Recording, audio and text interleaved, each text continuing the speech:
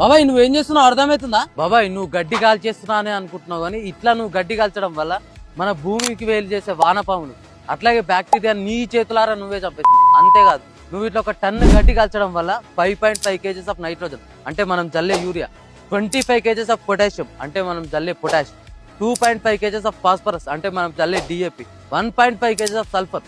అంతేకాదు బాబాయ్ ఫ్యాక్టరీల కన్నా ఎక్కువ పొల్యూషన్ మనమే చేస్తున్నాం, అది మనకు తెలుస్తలేదు.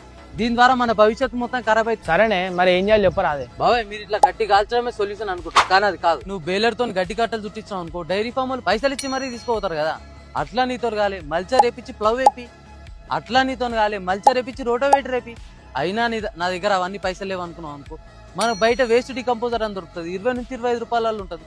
నువ్వు తెచ్చి వాటర్లో కలిపి కొట్టుకున్నావు అనుకో, 20 నుంచి 25 రోజులలో డికంపోజ్ అయ్యి ఎరువు అవుతుంది. మనం మళ్ళీ ఎరువులు కొనాల్సిన అవసరం లేదు కదా. దయచేసి ఈ రీల్ ప్రతి రైతుకు షేర్ చేసేలా చూడండి. చాలా మంది రైతులు తెలిసి తెలియక చాలా మిస్టేక్ చేస్తారు. సో ఇట్లా మనం గడ్డి కాల్చడం వల్ల మనకన్నా మన భవిష్యత్తు చాలా సఫర్ అవుతుంది అనమాట. సో ఇట్లాంటి ఇన్ఫర్మేటివ్ వీడియోల కోసం ప్లీజ్ టు ఫాలో. వస్తాం మళ్ళా రైట్.